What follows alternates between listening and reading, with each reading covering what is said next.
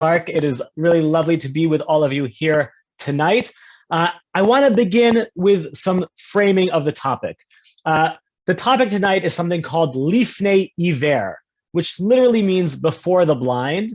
It is a shortening of a verse from the Torah, as we will see shortly. Lifnei Iver lo siten Micha'el. Don't put a stumbling block before the blind.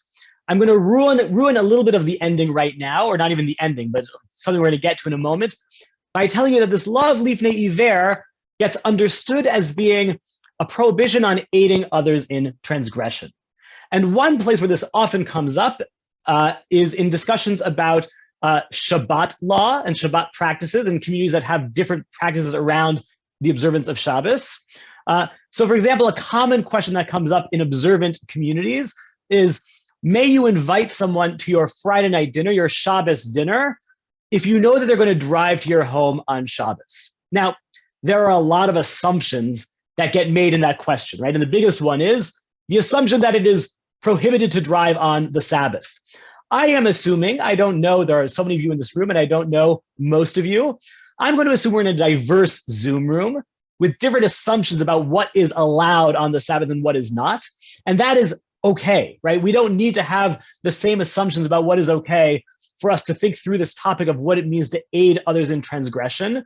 We can always engage in an act of translation, right? Whatever it is for you that is the forbidden thing, that's what we're talking about, right? Whatever it is that you think is problematic against your core values, may you help someone else engage in transgressing that thing. I will often fall back on examples around Shabbat as a sort of common example of this. And I'm going to sort of ask you to translate in your head, right? If for you that makes sense, great. And if for you, you're like, well, I think driving on Shabbat is okay, so this example is silly, that's fine, right? You can sort of jump to some other example that works for you. What matters is this idea of thinking about, what does it mean to have a commitment, to have a value, and then to somehow aid someone else in breaking that? That's our fundamental topic tonight. So without further ado, I'm going to share my screen, put the source sheet up here. You all have a PDF of this that Mark just put in the chat, so you should feel free to sort of look at this on your own, at your own pace, but you can also just follow along with my screen. So this prohibition on aiding others in transgression, which I've already told you is called Lifnei Iver, before the blind. Let's take a look at where this phrase appears in the Bible to get a sense of what is it that the rabbis were sort of starting out with. So we begin with verses from Leviticus 19. Do not oppress your friend and do not steal. Do not allow wages to remain with you overnight until the morning. Do not curse the deaf and do not put a stumbling block before the blind. And fear your God, for I am Hashem, I am God. Do not deal wickedly in judgment. Do not give preference to poor or to rich. Judge your friend justly. So you see here, the original context of this phrase, do not put a stumbling block before the blind. And I don't think it is a hard thing to say that there does not seem to be anything in here about aiding others in transgression, right? This set of verses is not saying, you know, if your friend wants to commit a bank robbery, are you allowed to provide them with a getaway car, right? You're not going to rob a bank, but you know, they say, can I borrow your car for this bank robbery? Are you allowed to lend them your car? Or to think about it differently, your friend is struggling with alcoholism and you own a liquor store. Are you allowed to sell them a bottle of vodka knowing that they're struggling with alcoholism? Or to go back to the example with which I began, you are someone who thinks that it is not allowed to drive on the Sabbath. Are you allowed to invite your friend for Friday night dinner knowing that they're going to come to your home that they're going to drive to your home, right? I imagine that the folks in the room here, in the Zoom room, are having different visceral responses to my asking those three different questions. You know, giving someone a getaway car for a bank robbery versus selling someone a bottle of vodka versus inviting someone to your home for Friday night dinner. You are likely having different visceral responses to those different kinds of questions, and that's good. I want to start thinking about, why might I be more stringent in one of those cases and be more inclined to be leaned in another? But these verses don't seem to be anything about that at all, right? If anything, what are these verses about? They're about taking advantage of the vulnerable, right? Don't oppress your friend, don't steal, don't allow wages to remain with you overnight until morning. if you're the employer, you likely, certainly in antiquity, this is more complicated now, but in antiquity, you certainly had more power than your employee.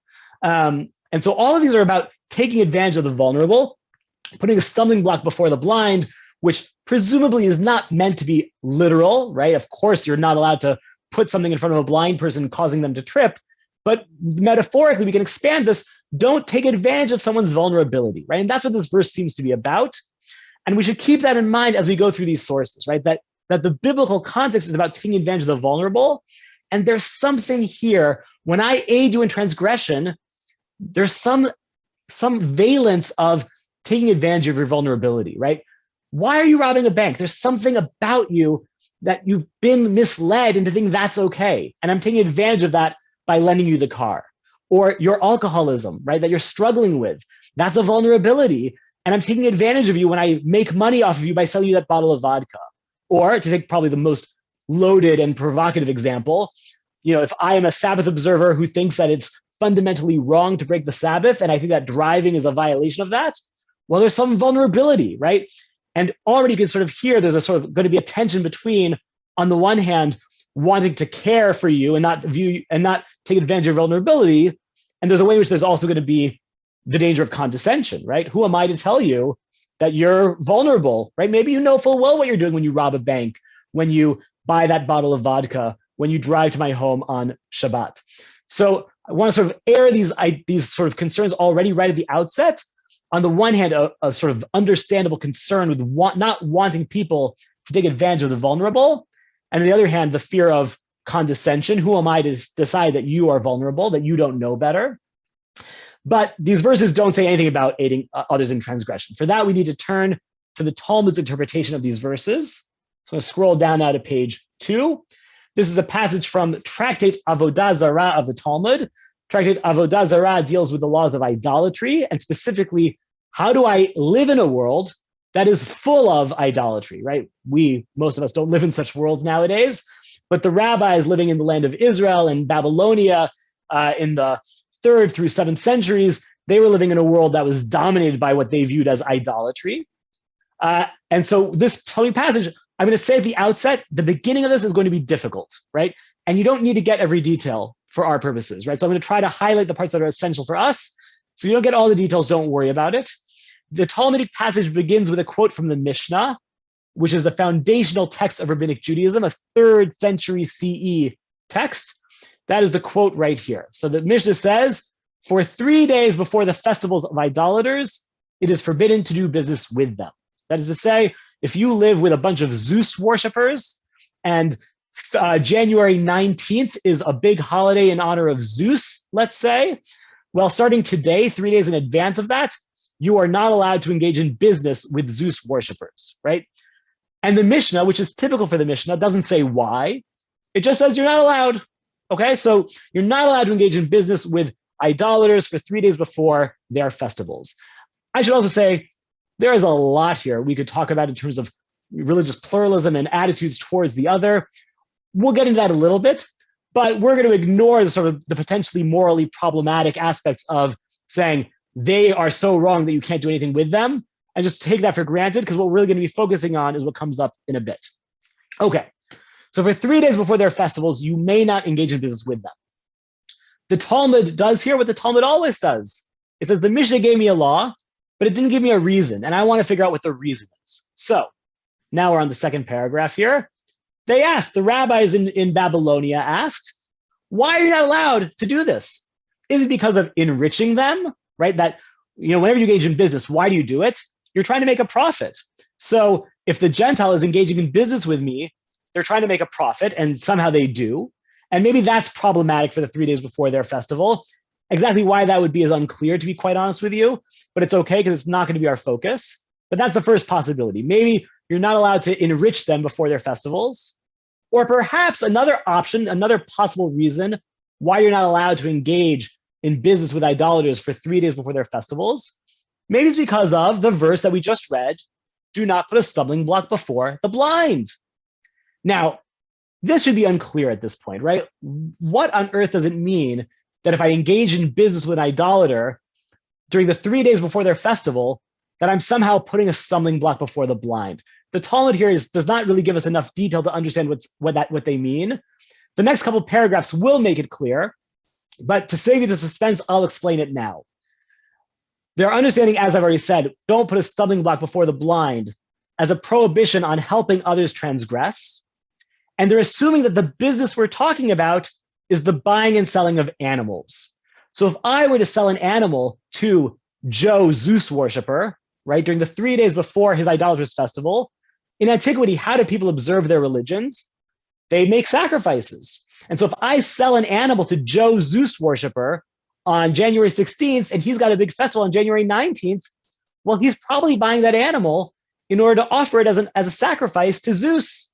And therefore, I am aiding him in his transgression, right? I should say the other piece of background you need to know here is that even though the rabbis believe that Jewish law is incumbent only on Jews, right? Gentiles don't have to keep kosher, they don't have to keep Shabbat.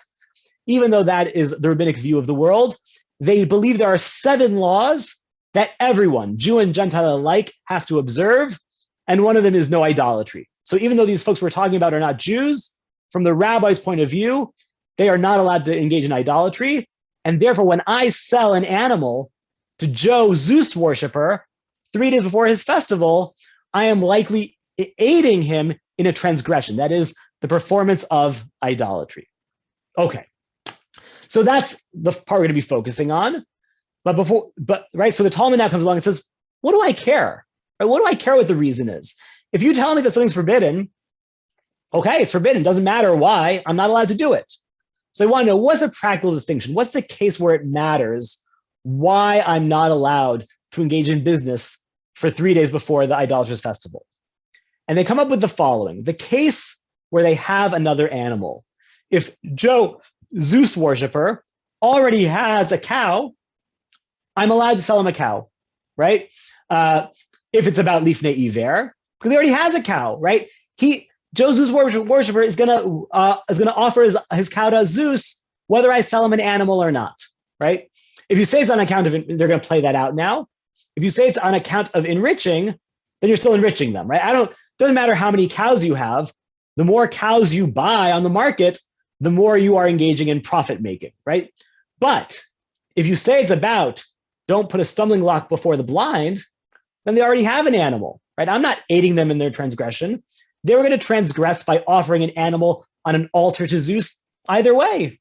So that's the difference, right? If it's about Lifnei Iver, about this prohibition on helping others transgress, well, then maybe it's not a problem where they already have the thing that I'm going to sell to them. Okay.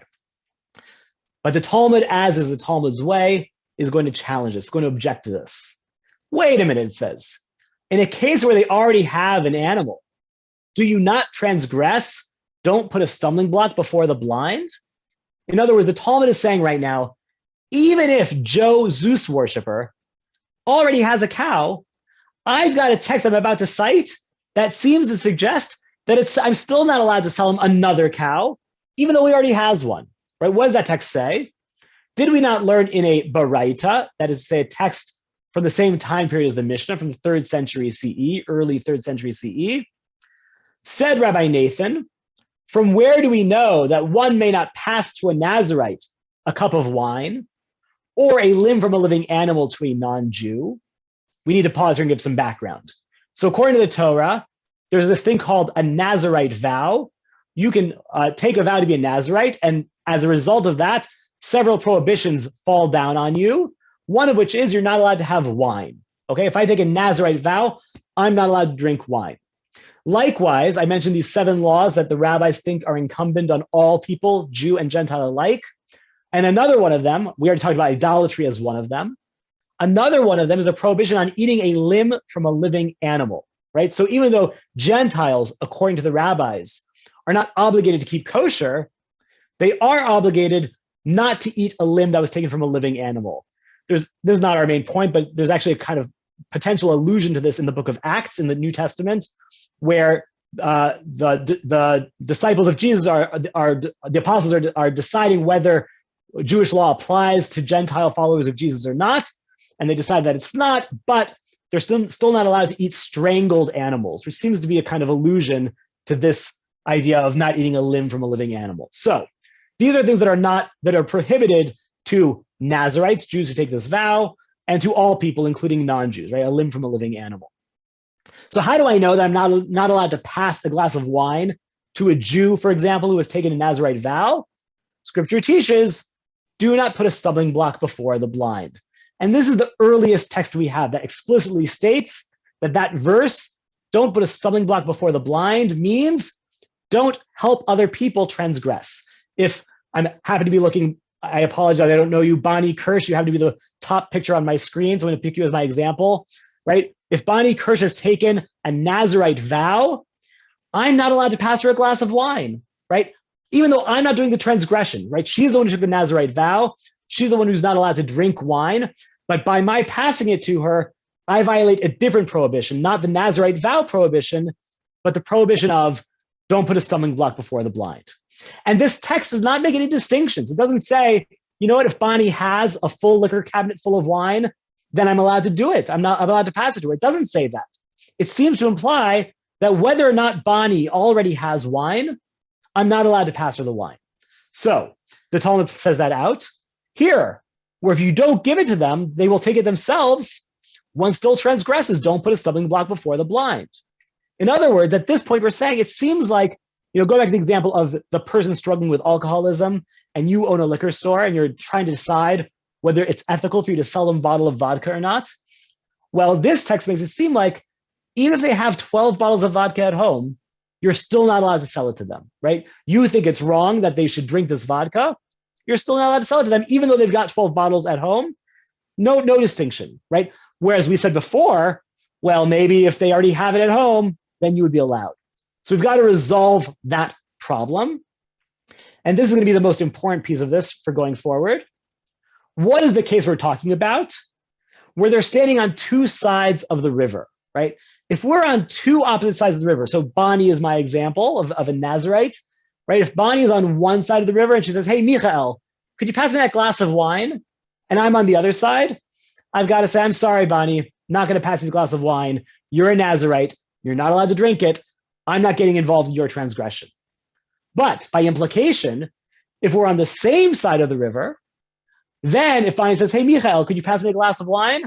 I'm like, okay, fine, take a glass of wine.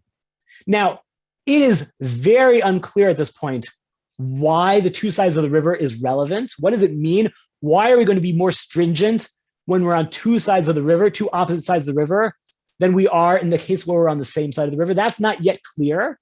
We will see different interpretations of that shortly. But for now, what you need to know, if there's probably a lot of this Talmudic passage that's unclear to you, it's a difficult passage. What you need to know to go forward is there's a prohibition on aiding others in transgression. We call that prohibition Lifnei Iver, stumbling block before the blind. And for some reason, which we don't yet know why, we're going to be more stringent about that prohibition where we are standing on opposite sides of the river. And we also don't know yet if we should understand that literally or metaphorically. And if it's metaphorical, what does that mean? But we're going to be more stringent where we're on opposite sides of the river. Whereas if we're on the same side of the river, there will be some room for leniency. Okay, that's where we are. So not allowed to aid in transgression, more stringent when we're on opposite sides of the river, more room for leniency when we're on the same side of the river. So at this point, we have to figure out, well, what does it mean? What does the Talmud mean when it says we are more stringent when we're on two sides of the river? We need to figure that out. But before we do, I want to look at one other place in the Talmud where this idea of Lifnei Iver, of not aiding others in transgression, appears. Because I think it's going to sort of set down some important values for thinking about this concern. So I'm going to scroll down now. Actually, I'm looking at the clock and I'm realizing we don't have time for this. So we're going to actually skip to the interpretations. And I encourage you maybe on your own after the class tonight to look at sources 3 and 4. And if you are confused by them or curious by them, you have my email. It's on the top of the source sheet. So please don't hesitate to email me and start a conversation about sources 3 and 4, which we're going to skip for the sake of time. So let's go to the section here called, what does two sides of the river mean? What are the limits of my obligation, right? This is the thing we really care about. If I want to know, may I lend my car to the bank robber? May I sell vodka to the person who is struggling with alcoholism? May I, if I believe driving is forbidden on the Sabbath, may I invite you to my home knowing you're going to drive there, right? The answer to these questions is going to be dependent on what does this two sides of the river thing mean? And we're going to get two different interpretations of what that means with two very different practical consequences. So the first interpretation comes from a fellow named Rabbeinu Hananel. As you see here, an 11th century North African commentator. He was in his own time an extremely famous and influential commentator among the Jews. But for reasons I'll talk about in a moment, his commentary was eventually set to the side. It was eventually actually lost. Many late medieval and early modern commentaries did not even have his commentary anymore. Thank God it's been found in the intervening years and we have it. But as we will see, many later commentators did not know about his commentary on the Talmud in general. So what does Rabbeinu Hananel say? He says, quoting the Talmud, perhaps it's because of don't put a stumbling block before the blind. We limit it to the case where a river creates a barrier in between them. Okay, so if Bani, the Nazarite, who wants a glass of wine, she wants to break her vow, and I, on the other side, who have been asked to pass her a glass of wine, the river creates a barrier between us, and therefore, one cannot coerce the other and take it from them against their will, right? If we're on the same side of the river, and Bani says, hey, Micha'el, could you pass me a glass of wine? And I say, no, you're not allowed that, Bani. Don't violate your Nazarite vow. What's Bani going to do? I don't know Bani, so I have no idea if this is actually in your personality, but what does Rabbeinu Hananel assume Bani's going to do? She's going to beat me up. She's going to take the wine by force from me. And since that's going to happen, I'm just allowed to give it to her, right? If we're on the same side of the river, Bani's going to beat me up to take the glass of wine. So you know what? Just give it to her and avoid the beating. But if we're on two sides of the river and Bani says, hey, Micha'el, can you pass me that glass of wine? And I say, no, Bani, you're a Nazarite. You're not allowed to drink wine. I'm not going to help you break your vow. Well, Bani might get upset with me, but she can't physically hurt me. She can't physically force me to give her the wine. And therefore, says Rabbeinu Hananel, that's the relevance of the river. Am I going to be forced into aiding this person in their transgression? Or do I actually have the autonomy to say, you know what, I don't want to get involved in that? I want to note that that is basically a leniency that is no leniency, right? In other words, what Rabbeinu Hananel is saying is, I'm allowed to aid you in your transgression when I have no choice. But so long as I have a choice as to what I'm going to do, I'm not. Rabbeinu Hananel fundamentally says, you're never allowed to aid someone in their transgression. Someone comes to you and says, you know what, I want to rob a bank. Can you lend me your car?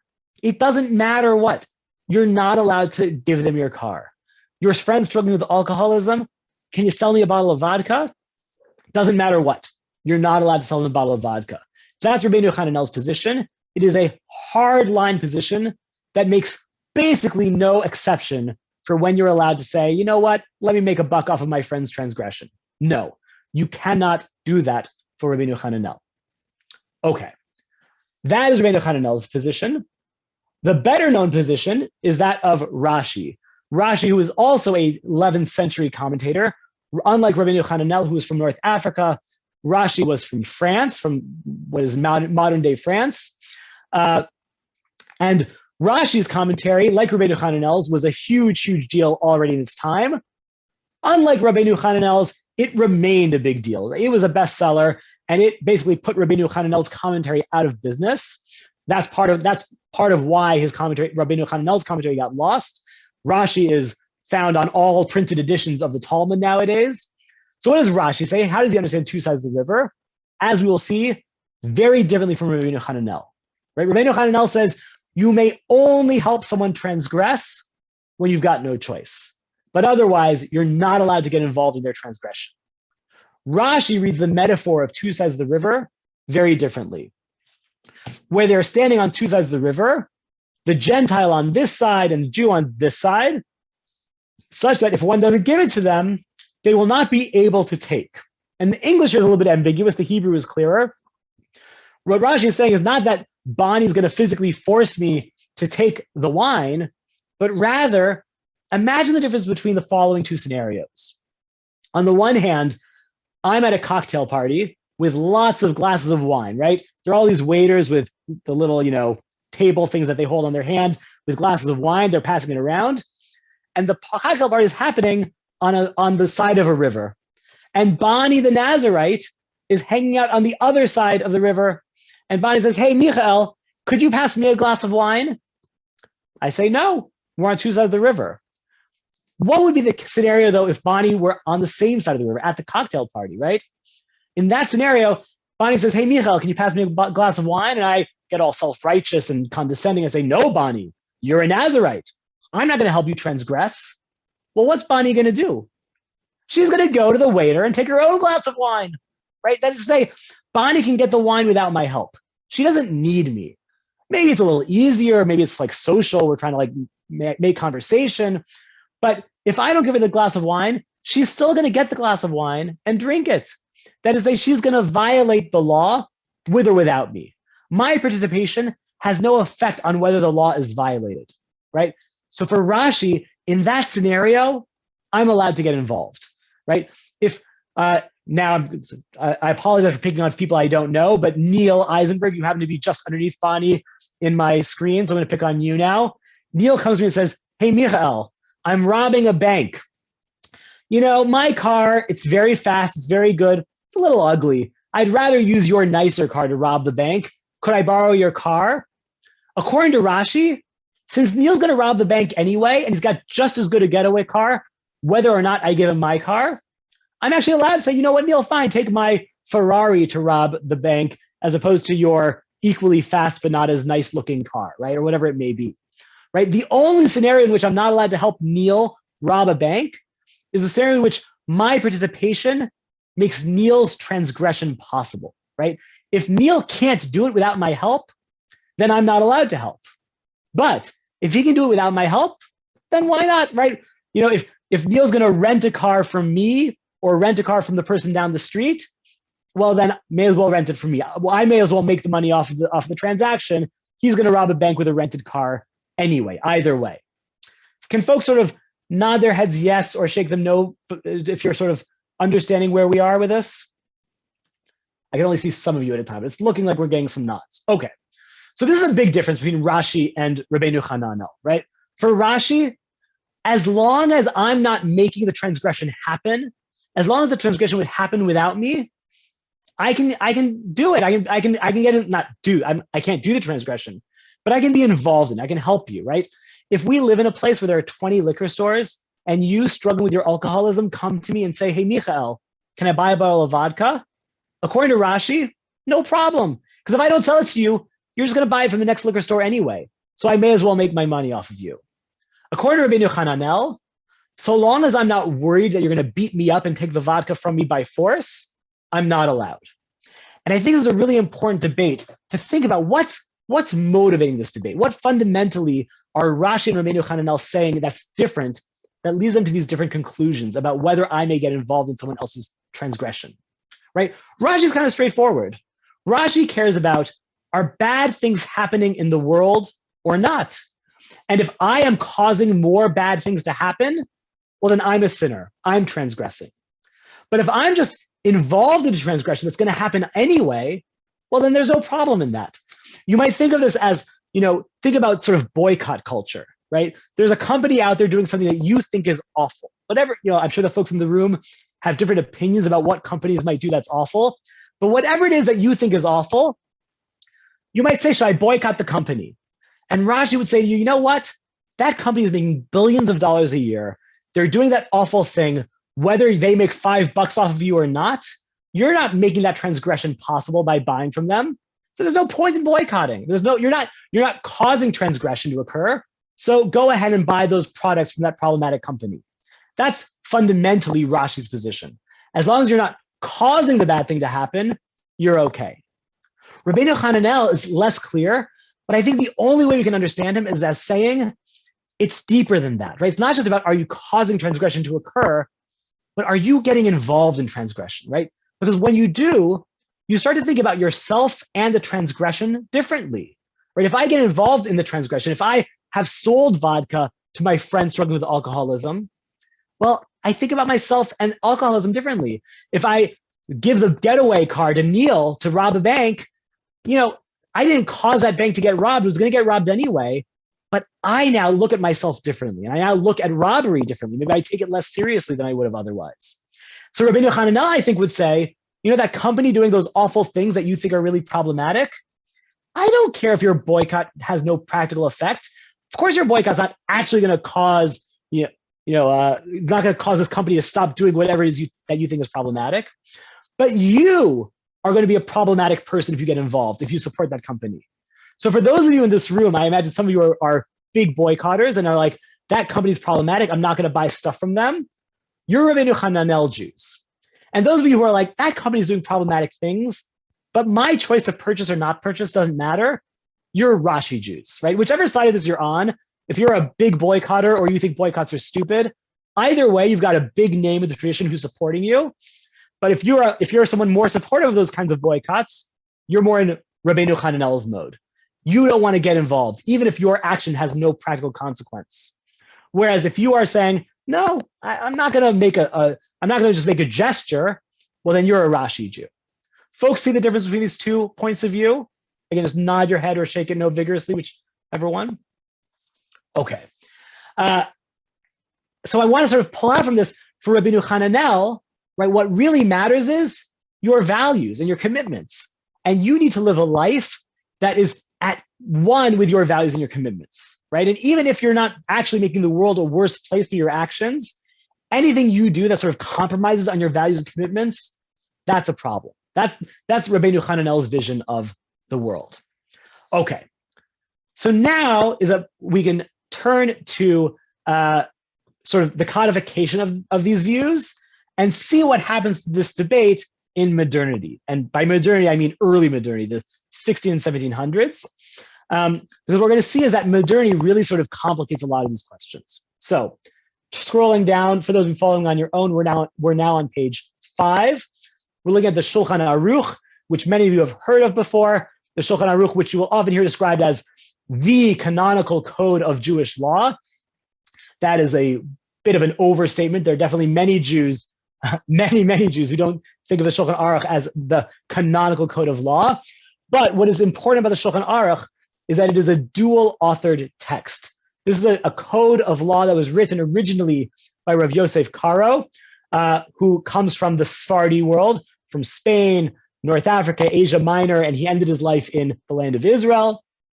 So he wrote this book, the Shulchan Aruch, a code of law. And then Rav Moshe Isserlis, who was a Polish Jew, who was planning on writing his own code of law, but he got beat to the punch. Rav Yosef Karo published the Shulchan Aruch first. So Rav Moshe Isserlis, instead of writing his own code of law, sort of stuck his opinions he interpolated his views into the Shulchan Aruch. And therefore the Shulchan Aruch is a very useful text because it actually is an inherently pluralistic text, right? It automatically sort of presents you with both Sephardi and Ashkenazi views. So let's see how this gets codified in the Shulchan Aruch, source number 8. Says Rav Yosef Karo, the Sephardi position, things that are set aside for some kind of idolatrous use in a certain place, it is forbidden to sell them to worshipers of that particular idolatry. All right, so if there's something that the Zeus worshipers in my town always use, the Zeus worshipers in my town, they always get this Clementine Bai drink and they offer it up to Zeus, right? And I know in my area that this is a Zeus worshiping ritual, then I'm not allowed to sell it to Zeus worshipers, right? And notice Rav Yosef Karo does not make any distinction. He doesn't say, if they already have a 6-pack of this, I'm allowed to sell it to them. He just says, I'm not allowed to sell it to them. That is to say, he follows the view of Rabbeinu Hananel, the hardline view that says no matter what, you're not allowed to aid others in transgression. Along comes Rav Moshe Isserlis, the Ramah, the Ashkenazi view, and he says, well, wait a minute, actually. There are those who say that this prohibition applies if there are not others like this object, or that the other person cannot purchase it in some other place. But if they can purchase it in some other place, then it is permitted to them to sell them anything. And there are those who are stringent. And the practice is to be lenient in accordance with the former opinion, and any pious person will be stringent in their own practice. So fundamentally what happens, Rav Yosef Karo, unsurprisingly, follows the view of the North African commentator Rabbeinu Hananel, and he says, hard line, you're not allowed to get involved in other people's transgressions. right? Someone wants to rob a bank.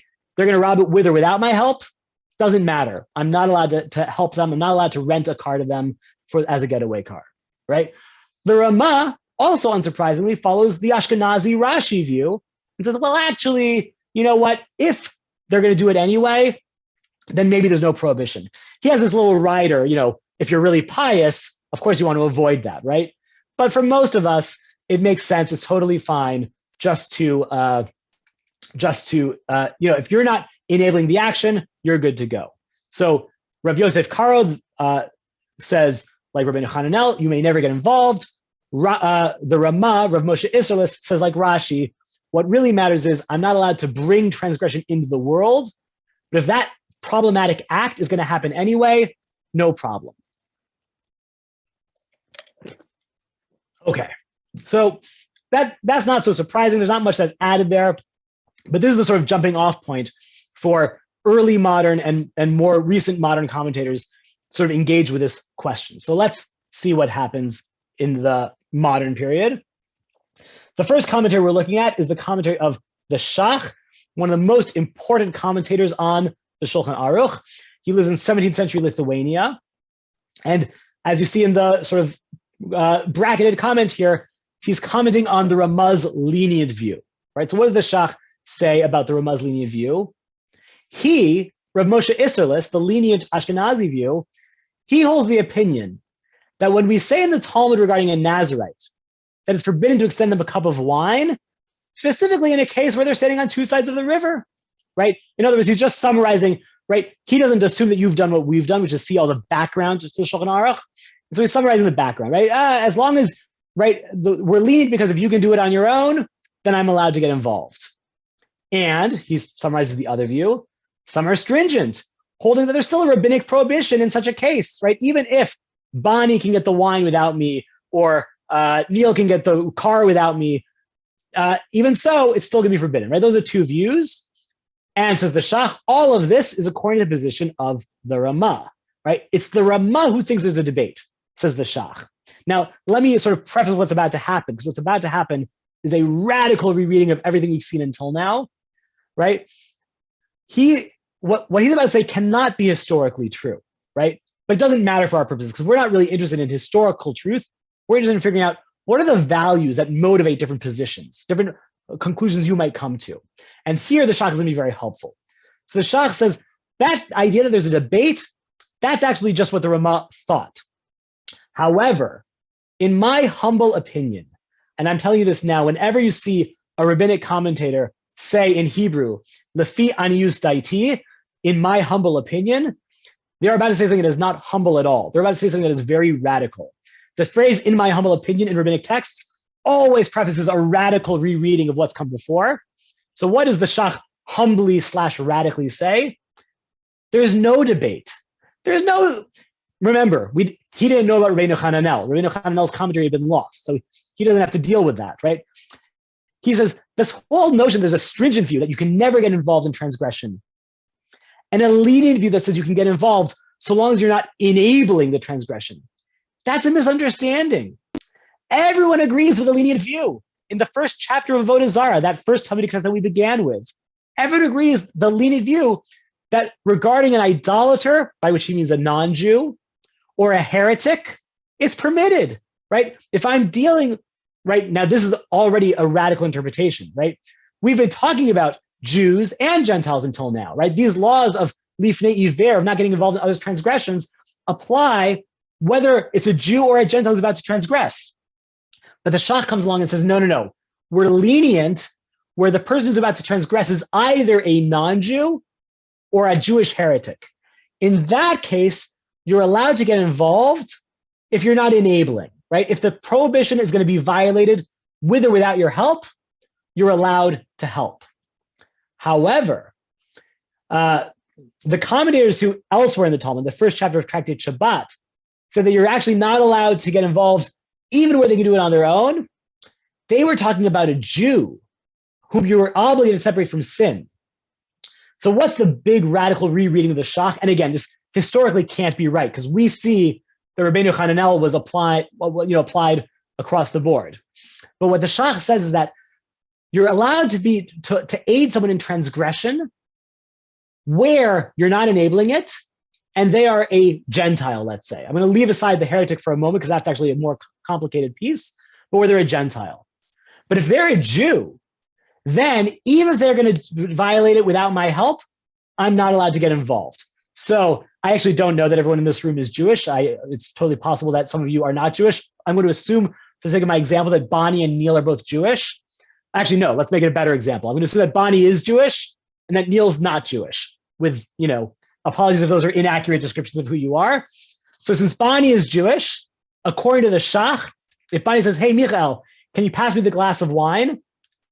Even though Bonnie could get the glass of wine on her own without my help, since she's a Jew, I'm not allowed to pass her the glass of wine. I'm not allowed to be associated with her transgression simply by virtue of her being Jewish. But since Neil is a Gentile, and he says, hey, Micha'el, can you rent me a car? I need it for a getaway car for my bank robbery. Well, since he's going to rent a car anyway from someone else, and he's not Jewish, in that case, I'm allowed to rent him the car. Now, I imagine, I even hope that for many of you, this is offensive, right? Why should we distinguish between Jews and Gentiles? Why should I care more about Bonnie's transgressions than Neil's transgressions? It makes perfect sense to think of that as offensive. And if we stop to think about the Shach and his context in 17th century Lithuania, as opposed to us, I mean, I don't know where everyone is, but most of us at least are in we're all in 21st century, and most of us are probably in North America, right? Those are very different contexts. Because if you live in 17th century Lithuania, then your community is the Jews. And I don't just mean that you feel more affinity for Jews. I mean, you know what's going on in Jewish community. You know what Jews are doing in a way that you don't about Gentiles. They're outside of your circle. They're beyond your field of view. And therefore, it actually makes a lot of sense for the Shach to say, you know what? If you're in my community, I have to care about what you're doing, right?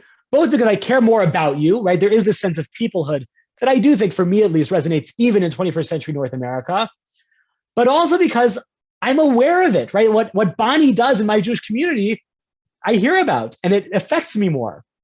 What Neil does in his 17th century Lithuanian non-Jewish community is kind of beyond my field of vision. And so that's going to be less problematic. And so what the Shach is fundamentally saying is, community matters, right? If you're in my community, I need to be willing to stand up to you and say, I care about you. I care about not just your well-being, but your soul. I care about if you're doing something that I think is wrong, right? It bothers me more when a member of my family does something that I think is horribly offensive than when some random person does it. And that's what the Shach is saying, right? On its surface, it sounds offensive. It probably is offensive on its surface. When you dig down a little deeper, you realize that actually makes sense, right? There's a way in which to be in community means to care about each other's transgressions, right? That's right. Otherwise, community is meaningless. It's just like we sing some songs together. But a meaningful community is one that actually cares about each other's moral well-being. And that's what the Shach is saying. If you're in my community, it's not that I can't enable your transgression. I have to be prepared to try to stop you from transgressing. But if you're outside of my community, then it doesn't really matter so much. And as long as I'm not bringing sin into the world, as long as I'm not enabling you to transgress, we're good to go. That's the Shach's point of view, right? So for Rabbeinu Hananel thinks what matters is your values and your commitments. The Shach thinks what matters is your community, right? You got to stand strong for the members of your community. Otherwise, you're not really in community with them. Let's look at one more commentary before we go to questions. This is the Dow Meir, also in modernity, 18th century Central Europe. And he is now commenting on the Shach that we just saw. So he begins by quoting the Shach. Remember the Shach said, which is not the case regarding an idolater or a Jewish heretic. And I very dishonestly avoided talking about the case of the heretic because I framed it all as being about community. Are you in my community or not? But the Dow Meir is going to be bothered by this. Wait a minute. What do you mean a heretic? He says, certainly a Jewish heretic, even though they have sinned, is still a Jew. And if so, what differentiates them from any other Jew regarding my obligation to separate them from transgression? That is to say, the rabbis say all the time, a lot of folks find this incredibly annoying and frustrating, right? Doesn't matter. If you're a Jew, you can't stop being a Jew. If you are born a Jew, if you've converted into Judaism, however you became a Jew, once you're in, you're in. You can't get out. And so how is the Shach saying that the heretic is like the non-Jew for these purposes, when in fact a heretic should be treated like a Jew. So what does he say? It seems, in my humble opinion, and as I've already alerted you to, I see in my humble opinion, I know radical rereading is going to come up now. So what's his radical rereading? The shach's intention is that even regarding a Jew, one is not commanded to stop them unless they're transgressing unintentionally, and some other person has the ability to stop them. In such a case, one is obligated to stop them. However, with a Jew who wants to transgress intentionally some transgression, even if they're not a total heretic, they're just transgressing this one thing, another Jew is not obligated to stop them, according to the Shach. I'm going to skip the rest for the sake of time and for paraphrase what the Dow Meir has just said. Right? In other words, what the Dow Meir is saying is, what really matters is, do you know what you're doing? Are you transgressing are you robbing a bank because you don't know that it's wrong? In which case, I have to tell you, hey, Neil, you know what? Robbing banks is wrong. Or are you robbing a bank because you know it's wrong, but you don't care, you want the money? In which case, whether you're a Jew or a Gentile, whether you're a pious Jew or a heretical Jew, doesn't matter what your identity is. It doesn't matter if you're in my community or not. What matters is your autonomy, your knowledge, your ability to make fully informed decisions, right? Informed autonomy, as the classical reform movement would have it, right? So if Rabbeinu Hananel is all about my values and my commitments, and I have to make sure that I'm never engaged in anything that doesn't violate my values and commitments. And if the Shach is concerned with community, I need to make sure that I hold my own community up to our standards, right? But I don't need to worry as much about what's happening outside of my community.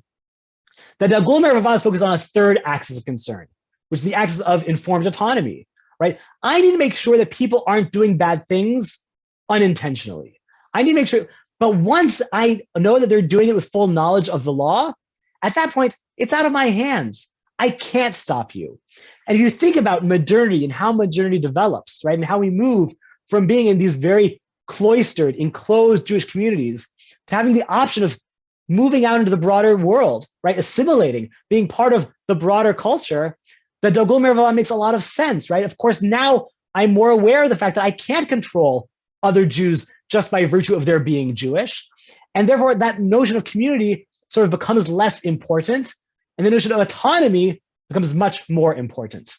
I'm going to stop the share right now so I can see more of you all at once, and just sort of summarize this before we go to questions, to say that what this really highlights for us is that there's a way in which autonomy and community are, I don't want to say fundamentally at odds with each other, but they are deeply at odds with each other.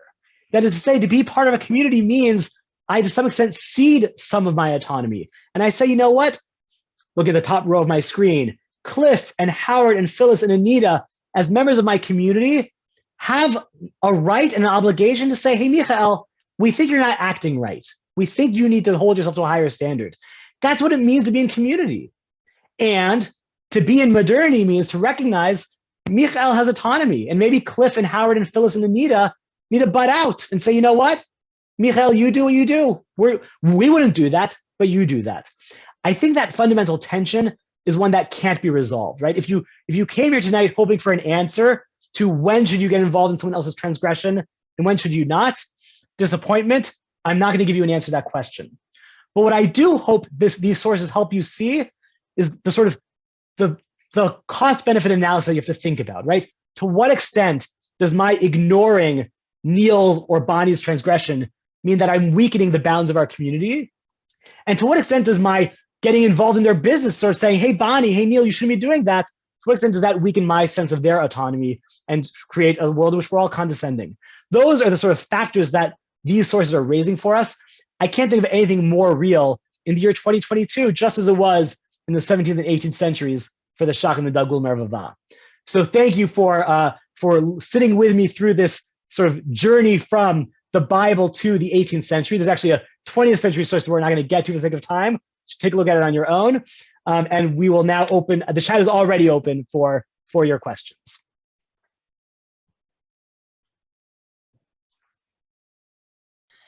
Thank you so much, Micha'el. This has been really, really enlightening. You really charted three very distinct approaches, and what's cool about them, of course, is elu ve'elu. In our tradition, we, within reason, have a variety of parameters which to consider. I just want to say on a personal no, note. Mark, I think we just lost. Oh, there you go. Okay.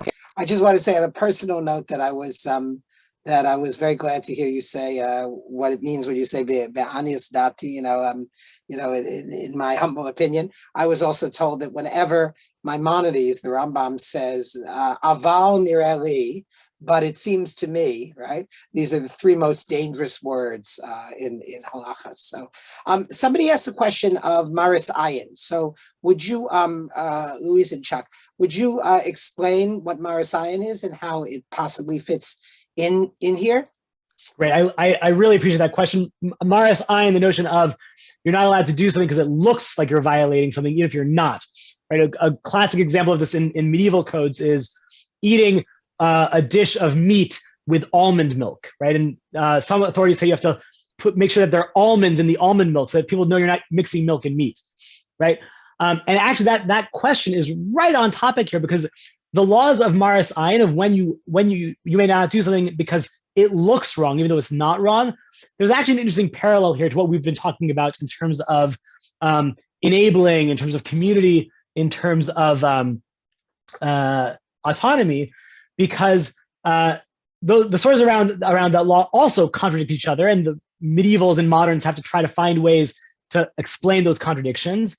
And one of the ways they do it is they say there are actually two kinds of Maris Ayin, right? Two kinds of this, things that look wrong. There's Maris Ayin where you're concerned that other people will see you and therefore think either you're doing something wrong or think what you're doing is okay. And there's the kind of Maris Ayin which is about your own understanding of yourself, right? That even though veggie bacon is totally kosher, maybe when I eat veggie bacon, I love veggie bacon, eat it all the time, but just for example, right? Maybe every time I eat veggie bacon, because it feels like I'm transgressing, I actually weaken my own taboo, my own aversion to bacon, and that's a problem. So you actually have a similar thing here of, is it about others, or is it about my own well-being, right? Is like Rashi, all that matters is that am I enabling your sin or not? Or like Rabbi Hananel, no, like my sense of self is violated if I aid you, even if you didn't need my help. Mm-hmm. Mm-hmm. Okay, excellent. And Anita has a question, says, in most countries, we would have legal responsibility for aiding and abetting, say, Neil in his bank robbing crime.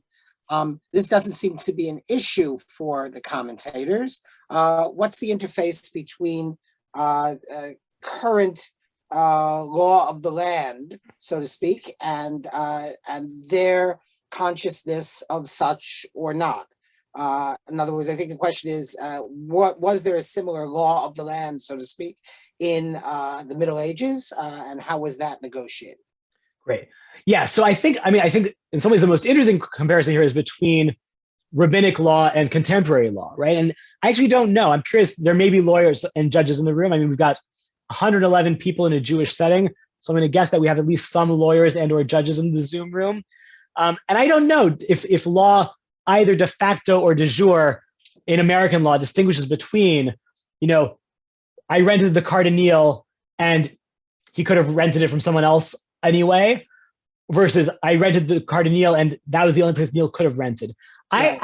In that particular example, like, it's hard for me to imagine that actually contemporary law would hold me accountable just for renting the car to Neil, but I don't know. And it would be worthwhile thinking about like why that right. distinction might exist. Right. Okay, I unfortunately, we had such a deep and fascinating shiur tonight. There are a couple of good questions remaining, which we're going to have to set aside because it is 9 o'clock. I just want to make everybody aware that our next CSP session will be the second part of Dirshuni, a Taste of Israeli Women's Midrash with Rabbi Avi Killip on Tuesday from 12:30 to 1:30 p.m. That's a Tuesday afternoon series. Wednesday afternoon will be Singing Through the Sea, Lamenting at the River with Devorah Sachs-Mintz. Thursday afternoon, Praying Anew, Unlocking Meaning in the Words of the Siddur. And then there'll be a special patron and legacy event on Thursday on Torah artists and their art. And then finally, next Sunday, we will return here at the same bat time, the same bat channel, for Speaking Up, the Audacity of Prayer with Rabbi Aviva Richman. I wanted to thank Rabbi Micha'el Rosenberg very, very, very much for Thank his you. excellent shir, and to all of you for your wonderful questions. And I look forward to following the Hadar events, the 1 month scholar events, as we continue them, and to seeing you all, I hope, next Sunday at the same time and same place. So thank you. Have a wonderful week, and happy Tu B'Shvat, everybody. Bye-bye.